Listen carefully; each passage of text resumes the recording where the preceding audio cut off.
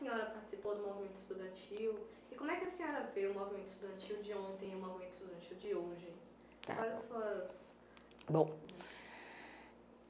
eu tenho um elo com o movimento estudantil desde muito cedo também. Também devido a meu pai. Meu pai era um getulista danado. O sindicato era tudo, se vocês fizerem ideia, só que não ia ao sindicato era eu, que não era lugar de mulher. Pelo machismo da época, né? Mas meus irmãos, até cortar o cabelo, só cortavam no sindicato. O sindicato era ali na Praça da Sé, atrás. E a companhia de bonde era na Praça da Sé, ao lado do Cine Excelsior, aquela época eu nem sei se tem hoje. E ele era sindicalista, amava o sindicato dele. Aliás, é uma marca daquela época, né? O velhinho contava uma vitória numa greve deles, que era me comovia e eu fazia contar para todos os netos saberem. Que eles estavam na greve, não negociavam, os gringos, como eles diziam, não abriam mão para negociar. Eles lembraram que a limusine do gringo para ir para a empresa passava pela porta do sindicato, que era ali, aquela rua ali atrás, o liceu, que tinha um cine, liceu até, o sindicato era ali. Aí eles lembraram, aí quando passava a limusine, na verdade sequestraram um gringo, né? Mas eles seguraram o gringo e disseram, só entregamos se negociar. Ganharam a greve, né? Então ele contava isso com maior orgulho, velhinho, dava risada, e eu fazia contar para os netos desse, continuavam e assumiam a herança, né? E, portanto, desde aí eu vivi isso. Meu pai, quando eu tinha, acho que 15 anos, mais ou menos, foi quando Getúlio se suicidou. Eu estudava no Colégio Duque de Caxias.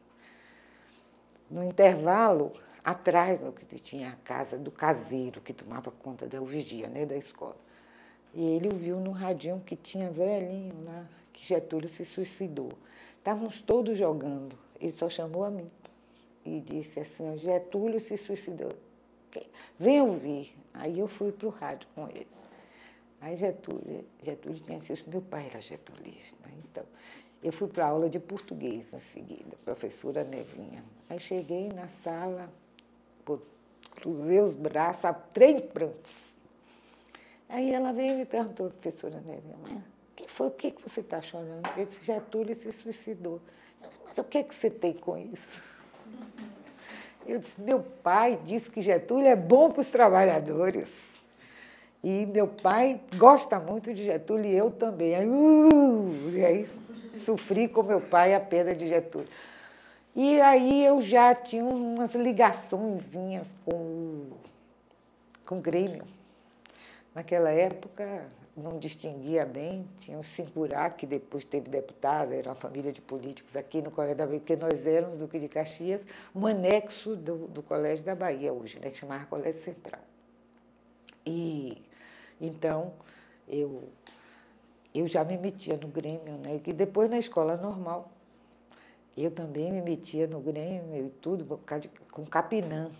Capinã famoso, compositor, é meu primo aquela peça. Então nós vivíamos, né? E tinha também um que era de um trio famoso que cantava aqui, trio e não sei se era Iraquitã, era um nome assim, que era daqui da Bahia, era Iraquitã, um deles também foi meu contemporâneo. Então a gente ficava funçando lá para ir para o Grêmio, para saber o Grêmio, botando Capinã numa chapa e tudo. Eu sempre fui iniciada na universidade. Meu pai, às vezes, ia quando eu chegava tarde demais, já viu mulher metida em política? Chegar essa hora em casa. Mas quando ele estava com raiva por causa do salário, dizia, Iraci é que está certa com esse comunismo dela. Era o contrário. E já na universidade era bem diferente, né? Essa UFBA era de 1.000 alunos. Né?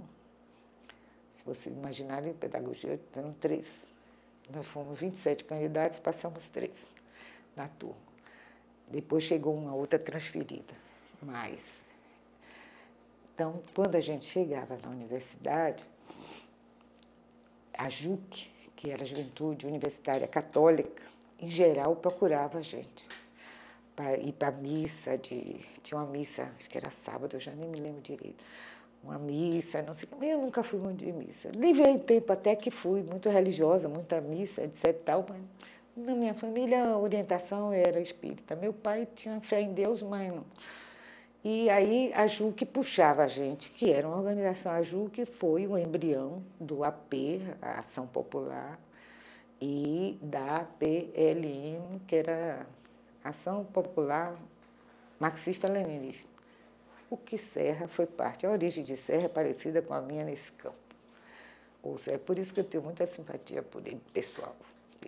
Mas Serra fez isso também, ação católica. Eu nunca fui, não fui muito para católica.